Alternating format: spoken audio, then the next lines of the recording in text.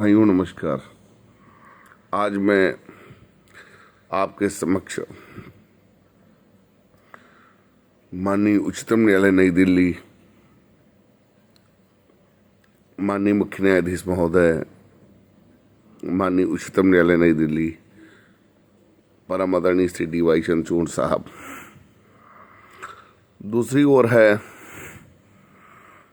अंग्रेजों के ज़माने से बना हाई कोर्ट, यानी माननीय उच्च न्यायालय खंडपीठ लखनऊ और इलाहाबाद। फ़र्क इतना, हाई कोर्ट वही है, पहले ब्रिटिश हुकूमत के न्यायाधीश बैठते थे, आज हिंदुस्तानी न्यायाधीश बैठते हैं। फ़र्क इतना कि कानून वही, किताबें वही, और सुप्रीम कोर्ट के आदेशों को एक किताब बनाकर बंद कर दिया गया, जिसका पालन नहीं हो रहा। अब आ रहे हैं डिस्ट्रिक्ट कोर्ट सीतापुर यूपी की ओर। मैं ए.पी. सिंह एडवोकेट, न्यायपालिका में अव्यवस्था और भ्रष्टाचार के संबंध में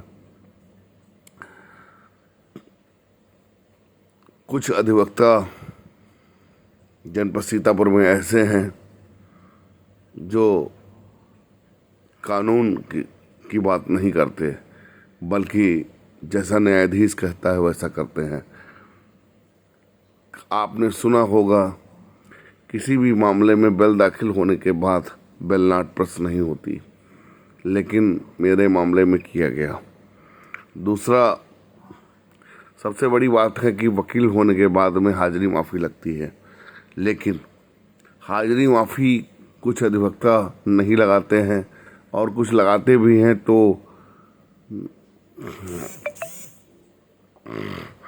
माननीय न्यायाधीश के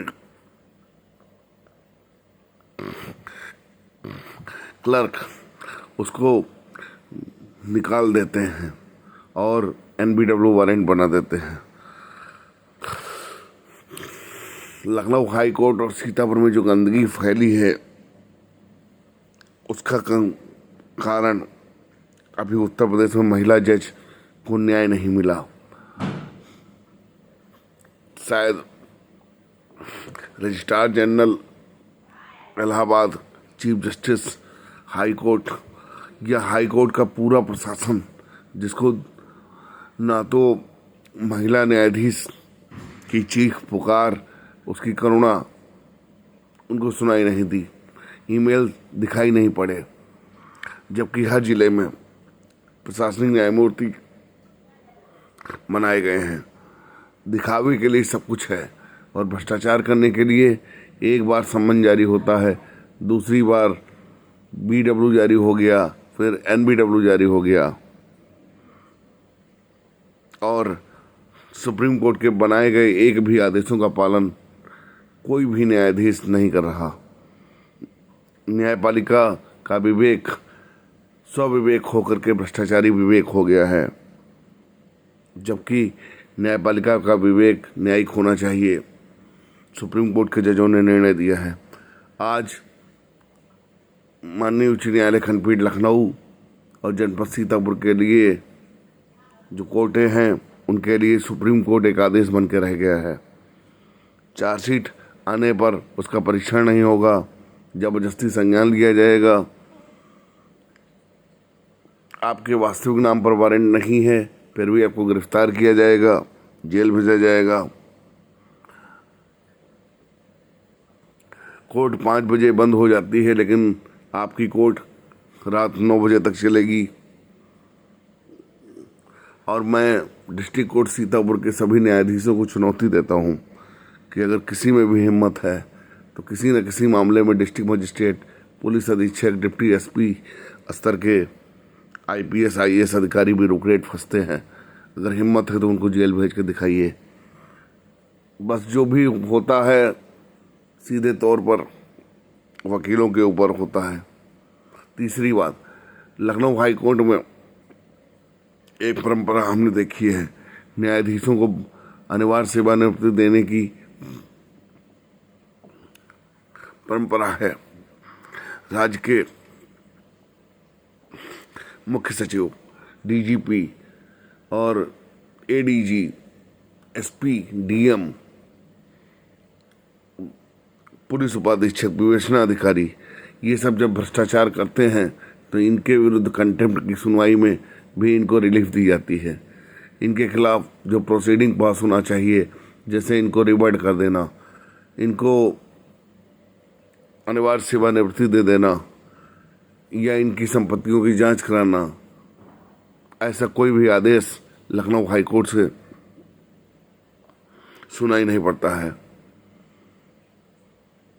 जस्टिस सुधीर अग्रवाल थे उस समय तो ठीक थी स्थिति, लेकिन आज की स्थिति बहुत गड़बड़ है। रजिस्ट्रार जनरल को शिकायत भेजते रहिए, रजिस्ट्रार जनरल इलाहाबाद आंख कान बंद करके बिल्कुल सोते रहते हैं। सीतापुर के सीपीआईओ की ये हालत है कि हाई कोर्ट तो लेटर भेज देता है आरटीआई का, लेकिन सीतापुर सीपीआईओ बिल्कुल सोते रहते हैं। उनको किसी भी आरटीआई का लेटर पंजीकृत डाक से भेजना गंवारा नहीं है। न्यायाधीश अपने हिसाब से न्यायपालिका को चलाना चाहते हैं, जबकि संविधान, किताबें, नियम सबको तोड़ मरोड़ रहे हैं। ऐसे अधिवक्ता जो हाजिरी माफ़ी नहीं लगाते हैं और एनबीडब्ल्यू का इंतज़ार करते हैं और गरीब जनता को परेशान करते हैं, ऐसे अधिवक्ताओं का लाइसेंस निरस्त होना चाहिए। पैसे लेने के बाद में काम नहीं करते हैं और ऐसे कुछ न्यायाधीश जो नकल डालने पर भी नकल नहीं देते हैं कि व्यक्ति सीआरपीसी की धारा 482 के तहत उसको कुछ हाई कोर्ट से रिलीफ मिल जाएगी। न्यायपालिका में सीतापुर जनपद में भ्रष्टाचार लबालब है। आप कहते कुछ हैं, आपके बयान कुछ और रिकॉर्ड हो रहे हैं। सुप्रीम कोर्ट की रूलिंग कुछ और है कि सिविल मामलों का संज्ञान नहीं लिया जाएगा, लेकिन न्यायाधीश के सामने चार्जशीट आई कि संज्ञान लिया गया बिना परीक्षण के और सुनवाई शुरू हो गई। जो न्यायाधीश सुप्रीम कोर्ट के आदेशों को नहीं मान रहा है तो उसकी सेवाएं समाप्त की जानी चाहिए। जो न्यायाधीश अपने सर्वोच्च न्यायालय का पालन नहीं कर रहा है, उसका आदर नहीं कर रहा है और जबरदस्ती का अपने पद का दुरुपयोग करते हुए काम कर रहा है, तो ऐसे न्यायाधीश का क्या फ़ायदा। मैं DY चंद्रचूड़ साहब से कहना चाहता हूँ कि जनपद सीतापुर में प्रशासनिक न्यायमूर्ति का निरीक्षण होता है, पत्रावलियों का निरीक्षण होता है, लेकिन सीतापुर में ऐसा कुछ नहीं होता है। आप सोचिए, एक महिला जज के यौन उत्पीड़न के मामले में जो बांदा जिले में तैनात है, उनके मामले में क्या हाई कोर्ट के चीफ जस्टिस इलाहाबाद को सूचना नहीं गई होगी? क्या रजिस्ट्रार जनरल को नहीं गई होगी? इन्होंने संज्ञान क्यों लिया? सुप्रीम कोर्ट को आखिर इस पर जवाब तलब क्यों किया गया जब उन्होंने इच्छा मृत्यु का आवेदन किया? जब एक जज को लखनऊ हाई कोर्ट न्याय नहीं दे पा रहा है तो अधिवक्ताओं को न्याय कैसे देगा? योगी आदित्यनाथ की सरकार में अधिवक्ताओं की हत्याएं हुई, अधिवक्ताओं का शोषण हुआ, अधिवक्ताओं के ऊपर फर्जी मुकदमे किए गए। क्या इस पर हाई कोर्ट जो बार से ही जज बनते हैं, इसके बावजूद अधिवक्ताओं के प्रति शोषण होने पर कार्रवाई नहीं होती, जिसमें सीतापुर जिला सर्वोपरि है। यहाँ के तत्कालीन एसपी और वर्तमान एसपी अधिवक्ताओं को शोषण करने में सबसे आगे हैं और विभिन्न मामलों में अवमानना सुप्रीम कोर्ट के आदेशों की बन रही है। ऐसे में जो आईपीएस अधिकारी हैं उनको अनिवार्य सेवानिवृत्ति केंद्रीय गृह मंत्रालय दे, उनके कार्यों की समीक्षा कराए। लेकिन जब भारतीय जनता पार्टी की सरकार में संवैधानिक संस्थाओं को पूर्ण रूप से बंधक बनाया जाएगा तो फिर लोकतंत्र कहाँ रहेगा? मैं किसी अधिकारी से मिलना, लोक सेवक से मिलना पसंद नहीं करता। न्यायिक अधिकारी ही पर्याप्त हैं।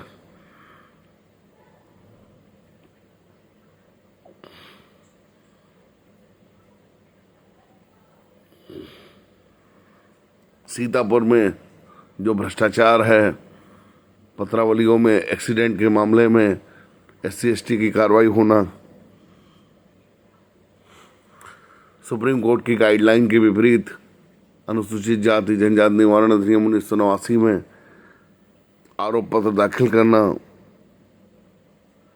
सुप्रीम कोर्ट की गाइडलाइन के विपरीत आम जनता को शोषण करना, थानों में FIR बाद में दर्ज होती है, गिरफ्तारी पहले हो जाती है, 8-8 दिन तक लोगों को उत्पीड़ित किया जा रहा है। महमूदाबाद तहसील में कम से कम 40 से 50 वाहन गायब हुए, 40 से 50 ई-रिक्शा के बैटरा चोरी हुए, किसी पर कोई कार्रवाई नहीं। लखनऊ हाई कोर्ट से अच्छा तो दिल्ली हाई कोर्ट है, कम से कम सही निर्णय तो आता है।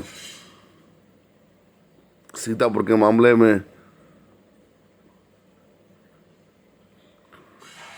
कोई ठोस कार्रवाई हाई कोर्ट द्वारा नहीं की जा रही है।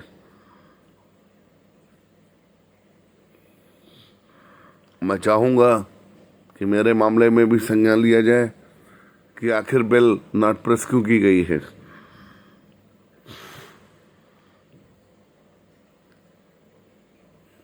अवैध अभिरक्षा भारतीय संविधान के अनुच्छेद 21 का उल्लंघन है। क्या सुप्रीम कोर्ट के चीफ जस्टिस माननीय DY चंद्रचूड़ साहब से पूछना चाहता हूँ, सुप्रीम कोर्ट के जो जजमेंट होते हैं क्या वो किताबी ज्ञान के लिए हैं कि एक किताब बनकर रह गए हैं? जो लखनऊ हाई कोर्ट के चीफ जस्टिस उसका पालन नहीं करा पा रहे हैं, अधीनस्थ न्यायाधीश उसका पालन नहीं कर रहे हैं, चार्जशीट आने से पहले उसका परीक्षण क्यों नहीं होता है? अगर उसमें साक्ष्य नहीं है, एविडेंस एक्ट नहीं है, तो IO को वापस जाना चाहिए। कितने मामलों में ऐसा किया गया, खासकर SC/ST के मामले में।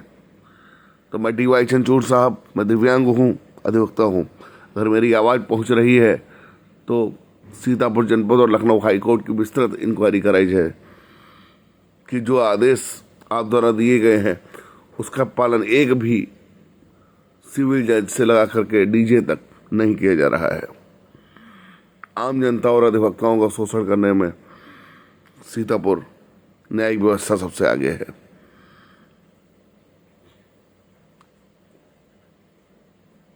और एक बात और कह देना चाहता हूँ कि कोई भी अधिवक्ता के खिलाफ यदि फर्जी मुकदमे हैं तो अपना केस स्वयं लड़ सकता है।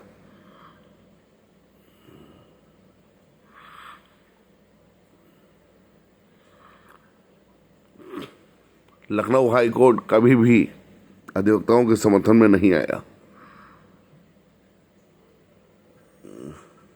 इसी कारण अधिवक्ताओं के ऊपर लाठीचार्ज, विभिन्न जनपदों में अधिवक्ताओं का शोषण प्रमुख है।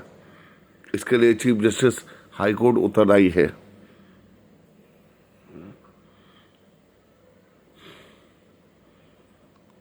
मैं तो कहता हूं कि कंटेम्प्ट के मामले में DGP UP को जेल भेज करके हाई कोर्ट देखे,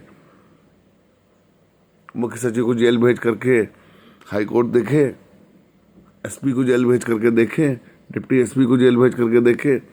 अगर हाई कोर्ट में दम है, अधिवक्ताओं को तो सभी भेज देते हैं। अधिवक्ता न्यायिक परिसर का अधिकारी है, ये बात हाई कोर्ट और सीतापुर के न्यायाधीश भूल जाते हैं। कम से कम सुप्रीम कोर्ट इस मामले में इस चीज़ को याद रखता है। अपील का टाइम बीत जाने के बाद में लखनऊ हाई कोर्ट के जज एंटीसिपेटिक बिल दे रहे हैं, जो मन में आ रहा है वो कर रहे हैं। न्यायपालिका पर मेरी ऐसी मानसिकता वाली न्यायपालिका पर मेरा कोई विश्वास नहीं है जो सुप्रीम कोर्ट के आदेशों का पालन नहीं करती है। सुप्रीम कोर्ट के आदेश सिर्फ किताबों में रह गए हैं, बाकी सुप्रीम कोर्ट के आदेशों का पालन बिल्कुल नहीं किया जा रहा है। अगर मेरी आवाज़ पहुंच रही है तो इस पर कड़ी कार्रवाई की जाए। अधिवक्ताओं के प्रोटेक्शन को लेकर के एक्ट अभी तक नहीं बना। योगी सरकार सबसे भ्रष्टतम सरकार है। अधिवक्ताओं का शोषण सबसे अधिक भाजपा सरकार में हुआ है। मेरी अधिवक्ताओं से अपील है कि भारतीय जनता पार्टी को कतई मतदान न करें, अपनी स्वयं की पार्टी बनाएं और स्वयं संगठन बनाएं, क्योंकि ऐसी धूर्त सरकार से न्याय की उम्मीद नहीं है। जिस सरकार में डीजीपी से बात ना हो पाए, प्रमुख सचिव से बात ना हो पाए। स्थिति 19 अवस्थी साहब के जाने के बाद, प्रमुख सचिव गृह जाने के बाद बहुत बिगड़ी है। जहां पर न्यायाधीश भी एससी बिरादरी के हैं, जहां पर डिप्टी एसपी और एसपी भी एससी बिरादरी के हैं, वहां पर ओबीसी और उच्च जातियों का शोषण करने के लिए एससी एसटी एक्ट लगाया गया। और जो जितना भ्रष्ट अधिकारी रहा, डिप्टी एसपी एसपी जितना भ्रष्ट है, वो उतने साल उस तहसील में रुका, उसका स्थानांतरण नहीं किया गया। स्थानांतरण नीति का पालन, सुप्रीम कोर्ट के आदेश की गाइडलाइन का पालन सीतापुर पुलिस नहीं करती, मानवाधिकार का पालन नहीं करती। तत्कालीन एडिशनल एसपी को मेरे मामले में कई बार राष्ट्रीय मानवाधिकार आयोग के आदेश आए, लेकिन उसके द्वारा पालन नहीं किया गया। चूँकि महाराज जी, माननीय योगी आदित्यनाथ जी जाति के ठाकुर हैं। अब जितने भी पुलिस वाले हैं उनका सरनेम ठाकुर है, भले ही वो किसी नीची जाति के हों। आज सब ठाकुर बने हैं, मुख्यमंत्री जी के रिश्तेदार बने हैं। ये हमारे खिलाफ कोई कार्रवाई नहीं होगी क्योंकि हम ठाकुर हैं। जनता को भयभ्रांत करने का काम एक लोक सेवक पुलिस अधिकारी कर रहे हैं। और जो भी व्यक्ति, चाहे वो न्यायाधीश हो या आम आदमी हो, उसकी जाति जो है वो होनी चाहिए, लेकिन अपनी उपजाति को छिपाना कानूनी अपराध है। ऐसी स्थिति में मैं अपने संरक्षक माननीय मुख्य न्यायाधीश महोदय, माननीय उच्चतम न्यायालय नई दिल्ली से अनुरोध करूंगा, डीवाई चंद्रचूड़ साहब से, कि हाई कोर्ट और सीतापुर कोर्ट में जो गंदगी फैली है और उत्तर प्रदेश हाई कोर्ट में जो गंदगी फैली है, उसकी सफाई बहुत ज़रूरी है। क्योंकि ना एक न्यायिक महिला अधिकारी को न्याय मिल पा रहा है, ना मुझे न्याय मिल पा रहा है। और भ्रष्टाचार, मैंने इसीलिए यूनाइटेड नेशन को भी रिपोर्ट भेजी है और अब राष्ट्रीय मानवाधिकार आयोग को भी विस्तृत रिपोर्ट जाएगी। क्योंकि यहाँ पर जो मानवाधिकार संगठन मेरा खुद का है, मैं मुख्य ट्रस्टी हूँ, इसके बावजूद उत्तर प्रदेश सरकार और भारत सरकार का ये घिनौना और गंदा रवैया है। इस रवैये को बर्दाश्त नहीं किया जा सकता। जय हिंद, जय भारत।